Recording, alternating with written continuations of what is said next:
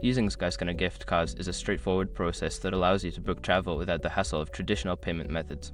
Follow these steps to make the most of your gift card. Step 1. Visit the Skyscanner website or app. Start by navigating to the Skyscanner website or opening the Skyscanner app on your device. Make sure you are logged into your account or create one if you don't have it yet. Step 2. Search for your travel options. Enter your travel details, such as your departure and arrival locations, travel dates, and number of passengers. Click on the search button to find available flights, hotels, or car rentals. Step 3. Select your preferred option. Browse through the search results and select the flight, hotel, or car rental that best suits your needs. Click on the option to proceed to the booking page. Step 4. Enter gift card details. On the payment page, look for the option to enter a gift card code. Input your Skyscanner gift card code in the designated field and apply it to your booking. Ensure that the amount covers part for all of your total cost.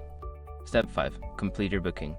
After applying the gift card, review your booking details and proceed to finalize your reservation. Follow the prompts to complete the payment process, and you will receive a confirmation of your booking. By following these steps, you can easily use your Skyscanner gift card for your next travel adventure. Enjoy your trip.